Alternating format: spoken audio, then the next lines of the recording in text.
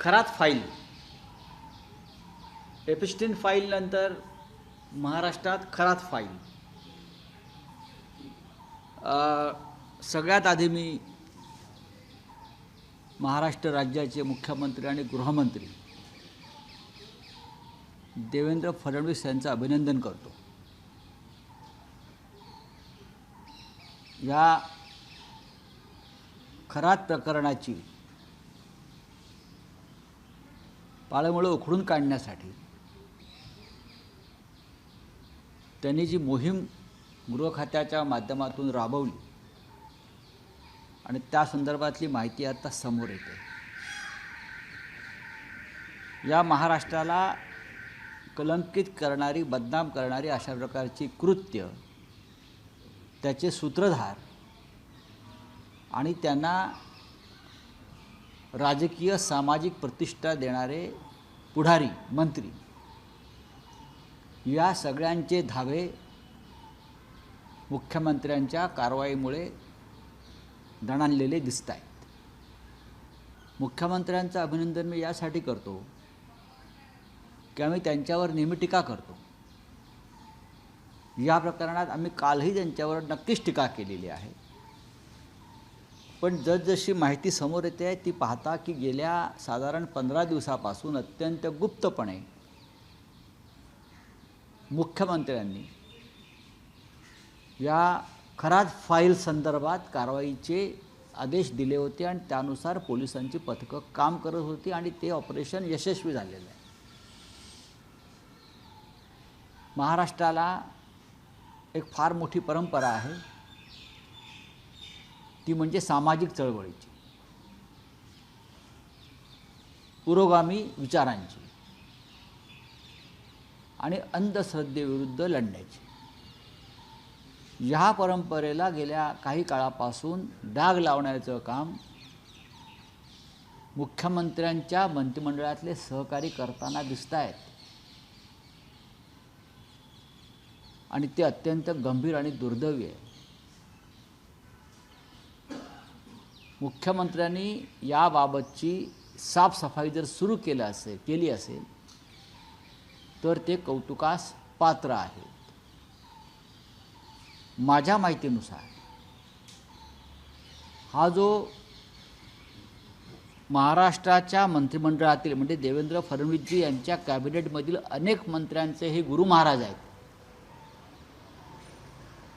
जे आता पोलीस कस्टडीमध्ये आहेत, ज्यांची चौकशी सुरू आहे, ज्यांच्या मोबाईलमध्ये 56 नाही तर 56पेक्षा जास्त आक्षेपार्ह क्लिप्स सापडलेल्या आहेत. त्याच्यामुळे फडणवीसांच्या सरकारमधले अर्धे मंत्री तणावाखाली आहेत. ते इतके तणावाखाली आहेत की काही लोकांना ICUमध्ये भरती करावं लागली. जी माहिती माझ्यासमोर येते आहे त्यानुसार या भोंदूबाबानं जी माहिती दिली आहे पोलिसांना, ती अत्यंत गोपनीय जरी असली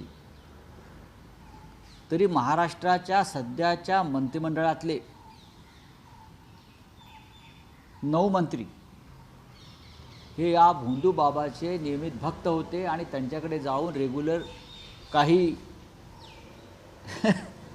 अत्यंत घृणास्पद प्रकारचे विधी करत होते. ही अंधश्रद्धा आहे.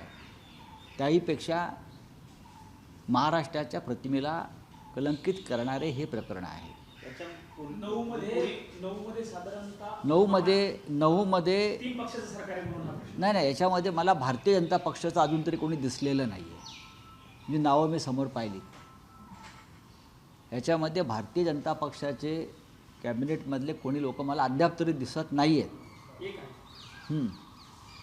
सर, पण पुढील 15 दिवसामध्ये एक मोठा अत्यंत घाणेरडा विधी या ठिकाणी होणार होता. होय, याची जाणीव पोलिसांना झाली, त्यानंतर हे केलं गेलं. काही नरबळी काही अशा प्रकार होते. नाही बघा की हे सरकार आणण्यासाठी किंवा शिवसेना फोडण्यासाठी, शिवसेनेचं सरकार पाडण्यासाठी त्याआधी असं म्हटलं जातं की अंधश्रद्धेतले असे असंख्य अघोरी विधी करण्यात आले. आता आम्ही हे मानत नाही. सगळे अनेक प्रकारचे विधी करण्यात आले.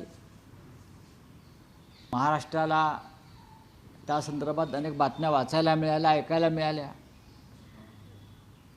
पण जेव्हा अशा प्रकारचे विधी केले जातात तेव्हा ते स्वतःपेक्षा दुसऱ्याचं नुकसान व्हावं अशी करणाऱ्याची भावना असते. आम्ही स्वतः ठाकरे कुटुंब आणि शिवसेना प्रबोधनकार ठाकरेंच्या विचारांचे आहोत, संत गाडगे महाराजांच्या विचारांचे आहोत, महात्मा फुले आंबेडकरांच्या विचारांचे आहोत. आम्ही या अशा गोष्टींवरती त्यांना खतपाणी घालेल अशा प्रकारचं कोणतेही कृत्य आमच्याकडून होणार नाही. म्हणून राज्याच्या मुख्यमंत्र्यांनी जी कठोर पावलं या संदर्भात उचललेली आहेत त्याचं आम्ही पुन्हा पुन्हा अभिनंदन करत आहोत. एकटाच खरात नाही आहे इथे. गेल्या 5 वर्षामध्ये ठिकठिकाणी असे अनेक खरात उभे करण्यात आले किंवा त्यांचा वापर केला जातो आहे. तुम्ही मुख्यमंत्र्यांचं अभिनंदन करताय, कौतुक करताय, पण असं असताना राज्य महिला आयोगाच्या अध्यक्षा रुपाली चाकणकर या मात्र टीकेच्या फेऱ्यात दिसत आहेत. टीकेच्या कशाला? त्यांना राजीनामा द्यावाच लागेल. पण ते एक स्वायत्त बॉडी आहे. ती स्वायत्त असेल ना तर महास्वायत्त असेल. नेमली कोणी? सरकारनंच नेमतं ना. सरकार शिफारस करत आहे.